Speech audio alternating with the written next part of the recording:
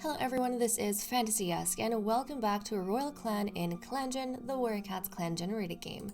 When we left off in the previous episode, our clan was continuing to embroil itself in the very sprawling royal web of love.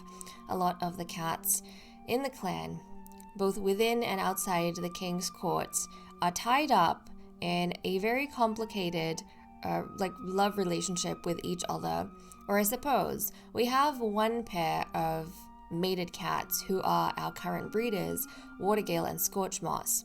But then these two are tied to like a love triangle, and then we have outside of the love triangle cats who have feelings for cats within the love triangle but are not themselves part of it, and then we also have cats who are tied to the love triangle but they don't have any feelings for anyone within it. They have feelings for someone outside of the triangle. It's very, very complex. That aside, we have 3 adorable kittens who are continuing to grow in the clan. King Canary Star's 3 children who are currently in the nursery. One of them I think has a sprained paw. Bear Kit, and then of course we have his adorable brother that looks like a tree stump, or whose rump looks like a tree stump, Shining Kit, and his sister, whose name I have not forgotten, I promise, Flare Kit. Maybe I did a little bit, but yes, Flare Kit, who looks like she's a creature of the deep ocean. Beautiful. But okay, let us jump to the leader's den and continue with this episode. Oh, we actually have a hostile clan. We are hostile with Down Clan. We're usually an amiable group of cats, but King Canary still doesn't care. And also, one of you lovelies made a really insightful comment in one of the previous episode. It was from Artemis, saying that maybe King Canary Star didn't want to risk hostility while his mate was pregnant, and now that the kids are born, he wants to make sure the other cats know they're strong and ready to fight/defend the babies. And I very much agree with you, very much agree. The only reason beforehand I was saying that he's feeling happy as a result of his kid's birth, and that's why he didn't want to be hostile with anyone, is because on the moon the kittens were born, he was befriending other clans, and then on the moon after, so when they became 1 moon old, he was still befriending other clans. It was only, I think, in the last episode that he decided to stop provoking the clans again. So that's why I was like, maybe he's, being happy in the aftermath of his kittens being born, but your reasoning also makes sense. Okay, let's go ahead and roll the dice to see how he's going to handle the next gathering. Okay, we have a 6 on the D10, so that's Ice Clan, and we have a 3 on the D8, which is Provoke. So now he's gonna go provoke the Bloodthirsty Ice Clan. And I think that goes very much into the point that Artemis made about King Canary Star being ready to fight and defend his babies. Yes, very much. Okay, let us skip a moon. We still don't have any birth and death notices. With the additional focus of the clan, 4 pieces of prey and 2 herbs were gathered. When King Canary Star reaches the meeting place with his gathering patrol, he discovers Ice Clan isn't present. Rumors on the border tell of a green cough outbreak. Provoking Ice Clan into anything will have to wait until they're back at the gathering. So Ice Clan relations are unchanged. Flailstorm grooms his pelt, happy to find the tears and wounds in it are gone. Buttercup Fin has healed from the strain of delivering her litter, which means we can have matchmaking again. And Shining Kit's headache is gone, which is wonderful. So yes, look at that. All the cats that need to be going out can go out. And a matchmaker and the King's Consort, Buttercup Fin, can do her matchmaking now, which will be very, very good. It'll give us more of an insight into Scorchmoss and Watergale, especially considering all of the romantic events that have happened recently. We'll get a clearer idea of where they stand in terms of their match. Because so far, from what we've seen, they, ever since being paired up, have been considering each other seriously. But because we haven't had any matchmaking, I don't really know whether they are being resistant or whether they are happy to kind of go ahead with it. Okay, let's go to the medicine cat den. Flailstorm was given wild garlic as treatment for torn pelt, and then his pelt healed. And then Buttercup Fin was given moss as treatment for recovering from birth, and she got better. Shining Kit's headache was gone. Bear Kid was given poppy as treatment for sprain. Crowpelt could not find any herbs this moon. With the additional focus of the clan, the following herbs were gathered: 1 dandelion and 1 moss. Okay, we've managed to, start collecting a little bit of herbs, so we have a little bit of a collection. So let's go to relationships. Bear Kit surprises Ferntail with something nice. Ferntail, who is the king's right hand, and Bear Kit, who is the king's youngest child. Ferntail doesn't see why Icicle Paw is upset about something trivial. So again, the king's right hand with the king's apprentice. Crowpelt, the royal physician, is telling Smokewater something interesting about another clan. Crowpelt, who I think started becoming interested in Scorchmoss in the last episode. Bear Kit says something vulnerable to Crowpelt. Scorchmoss always assumes the worst of Crowpelt. Oh no.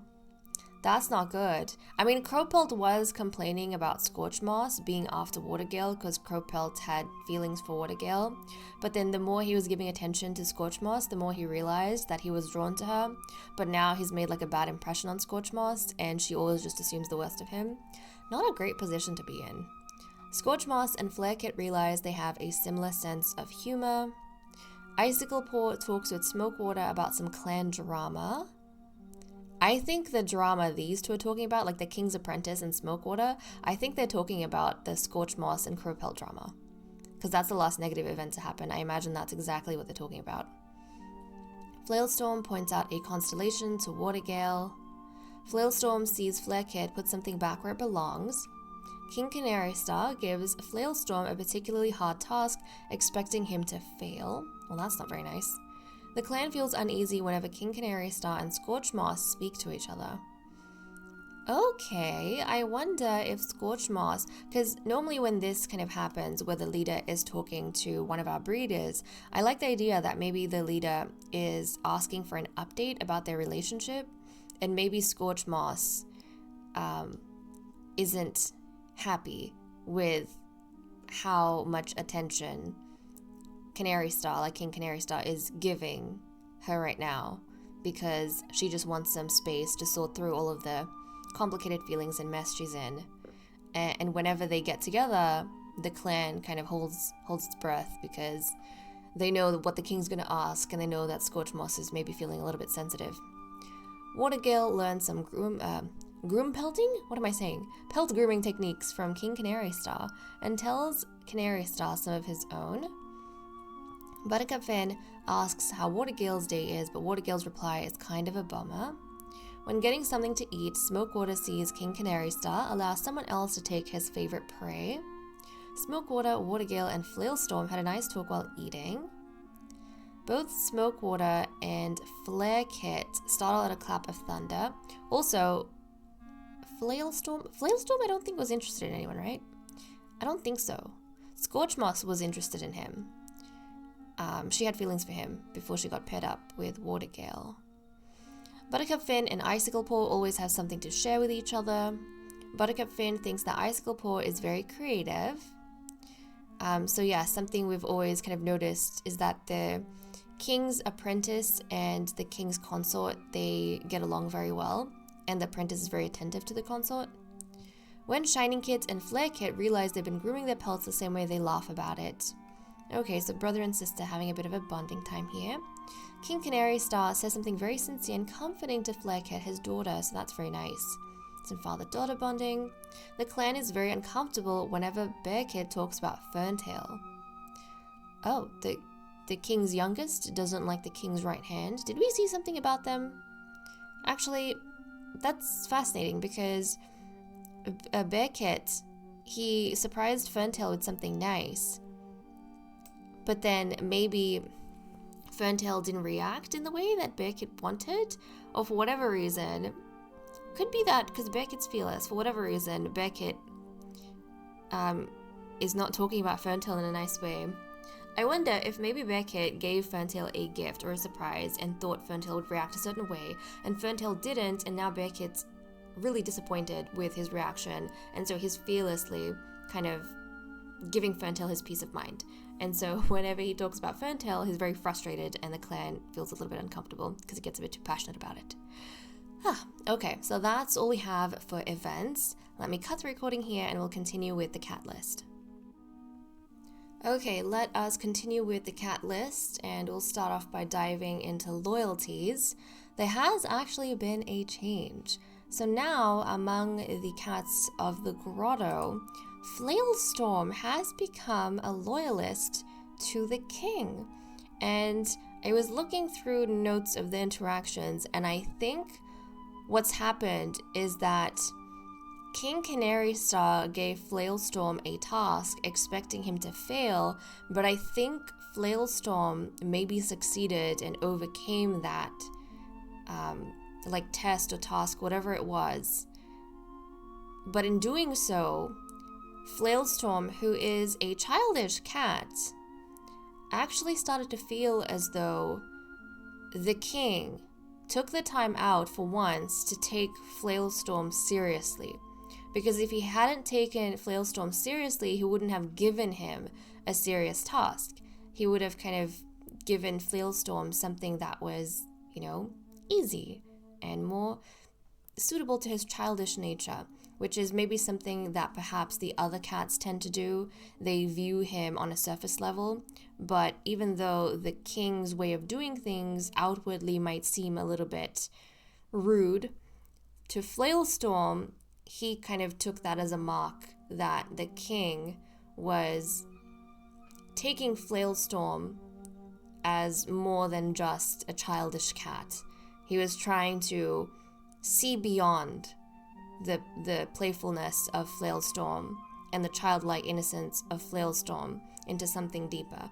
So he feels like he was kind of seen by the king and recognized by the king for the potential that he could have as a member of the royal clan.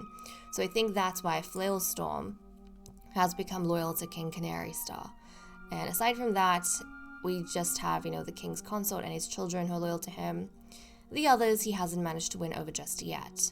But okay, we can now, for the first time, move on to matchmaking, which I'm excited about. So Buttercup Fin, let's go ahead and grab Scorch Moss and Watergale. Now, I'm very curious to see what's going to happen when we mediate, because I've already talked about these two. They have been considering each other seriously. That's what I interpret the first two bars of romantic like to be in when we make a match, is them considering their partner seriously. And then how they act during mediation kind of tells me whether they are resistant to it or whether they are okay with it. Okay, let's go ahead and see. Okay, so romance increased, comfort, respect, platonic like, trust increased, dislike and jealousy decreased. So both of them had a bit of a jump, which means after taking each other into serious consideration, they do find each other as suitable partners to have kittens with. And Scorch Moss seems a bit more enthusiastic than Watergale. I mean, they both are, but out of the two, Scorch Moss seems to have a little bit more excitement about having kittens with Watergale. So that's good. And Buttercup Fin obviously did a really good job over here. So Watergale, he's lonesome. And we know that the reason I feel like he got involved with Ferntail, like having feelings for Ferntail and all of that, was literally because he was in the eldest inn by himself. Ferntail at the time, who I think was the physician, was coming to check up on him, and Watergale started developing feelings for Ferntail because he became reliant on the company that the physician used to give him when he used to come to check up on him. And now he's getting that attention from Scorch Moss, who the king has also said he needs to have a litter with. So I think Watergale has been considering Scorch Moss, and he actually finds that he likes her calm demeanor and her company. And then for Scorch Moss, obviously she had feelings for Flailstorm beforehand, and the fact that she's a calm cat, maybe she found the childishness of Flailstorm to be exciting and invigorating, something to upset the balance that she's normally keeping. But since being paired up with Watergale, maybe she finds that he's got a more mature personality that is quite stable for the type of cat that she is. and she can see herself having a litter with him and kind of raising a family with him. So that's kind of nice. And whether or not they fall in love or, stay this way, we'll have to see as time goes on. But I kind of like that between the two of them. I kind of like that. Okay, let's go ahead and see what everyone is doing for the day. King Canary Star is thinking about new ways to care for the clan. Look at that. That is very, very different of him, I feel. Normally he doesn't really care, but he does care now. And I wonder if a lot of that has to do with the fact that now there are kittens, his own kittens, in the picture. So he can't be as cold towards them. He can't be as cold to the members of the clan because the clan now includes his own bloodline. Ferntail guards camp, so he's being a good right hand to the king. Crowpelt had a nice chat with a cat from another clan at the border. Buttercup Finn is licking her chops after an unknown tasty treat. Yeah, I kind of like the idea that the matchmaker, and who is also the king's consort, is maybe able to sneak away prey and stuff sometimes from the prey pile because she's got certain privileges and nobody really asks her any questions. Scorch Moss, and she's sneaky as well, so I could totally see that. Scorch Moss is picking the birds from her pelt. Flailstorm is exhausted after a patrol. I wonder if that's the task that King Canary Star gave him. It was a difficult task going and spying on some of the independent clans within the kingdom or going on a patrol and reporting back to him. And the king thought that Flailstorm would kind of play around in the snow and come back, but Flailstorm actually, spied on those independent groups and then came back and reported to the king, and now he's really tired. But he also proved himself as well. Icicle Paw hopes Flarekit will be an apprentice with him. Oh, that's so cute. That's so cute. So Icicle Paw gets along well, apparently, with the king's daughter and kind of wishes the king's daughter was an apprentice with him. That's cute. Watergill thinks about going on a little jaunt outside camp. Smokewater grouchily agrees to tell a story just this once. Shining Kit is finding Smokewater annoying. Oh, that's funny. I wonder if Shining Kit, who is interested in clan history, was probably pestering Smokewater to tell a story, and maybe, tell stories about when he was the right hand of the king and the things that happened, and Smokewater very grudgingly, after a long time of Shining Kit fussing, decided that he would tell him a story. But he took so long in doing that, Shining Kit is now finding him annoying because he got frustrated. Shining Kit wanted to hear the story now, but he had to beg so much that he's like, oh, you're so high maintenance. Why do I have to beg you so much to hear some stories about the clan? Flarekit tries to scare her mother Buttercup Finn, and Bearkid is hiding from the other cats. Aww. Probably because he has a sprain and it really hurts, but he is known for being the fearless kitten, and he doesn't want the other cats to see him in pain because he feels like pain is kind of contrary to him being fearless, because he's obviously gonna try not to be hurting because hurting is scary. Oh, Bearkid. So he's probably hiding from them until he feels a lot better. But okay, that's all we have for the cat list. Let me cut the recording here and we'll continue with patrols. Let us resume with patrols. We'll send out our royal physician to the forest around the grotto first. So Crowpelt, time to go out. Crowpelt pads along, mouth open slightly as he scents for any traces of herbs. Oh, he can smell some raspberries nearby, but it seems that they're just over the border. Proceed. He pads to the border and pauses for Heartbeat to scent the air. Lyclan's scent is very strong, but there's something else. Lyclan's royal physician appears at the moment. Or medicine cat, I suppose we could say. They're not as elite as us. They're walking towards the raspberries when they spot Crowpelt and wave their tail in greeting. They invite Crowpelt to gather some, as there's plenty. Crowpelt gratefully accepts. Relations with Lyclan have improved. A raspberry was gathered. I also kind of like the idea that, obviously, because the forest belongs to Royal Clan, and the royal physician kind of has a right to everything. You have certain independent groups, like Lyclan in this instance, who try and appease members of the royal clan. by allowing them to have like raspberries in what they consider to be, their little area or their territory, their home. But it's all within the forest. It all belongs to Royal Clan as far as the king's concerned. Okay, and now we are sending out our patrol of 5. So we currently have 98.5 prey. We need 20.5, so we don't have to worry. Icicle Paw, Flail Storm, Scorch Moss, Ferntail, and Canary Star. Let's see what you guys get up to. As he trails behind the patrol, there's a mighty crash above Flailstorm. He looks around wildly just as the world is blotted out by a tangle of heavy falling branches. Oh, this is new. I've never seen this before. Proceed. Without letting himself panic, Ferntail carefully assesses the branches trapping his clanmate, then throws his weight onto one. It acts as a lever, forcing the entire pile up and allowing Flailstorm to scramble free and shaken but grateful.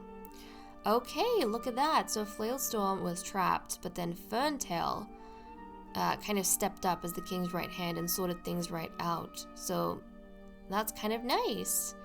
I feel like maybe Flailstorm would be grateful to Ferntail now because of this act of saving him that kind of happened over here. So okay, it was a little bit of an exciting trip out, but thankfully nothing bad managed to happen. And oh my goodness, the grotto looks so pretty in Leaf Bear. I love how it looks across the different seasons. There's like so much difference, but also a lot of the like red tones, the browns and the reds that we have, the fact that it's shared with our cats. We have a lot of cats with red tones in Royal Clan. It just visually is just so appealing and pretty. I just like it so much. But okay guys, with that said and done, I am going to leave off here. Thank you so much for watching. I hope you all enjoyed, and I will see you all next time. Bye bye.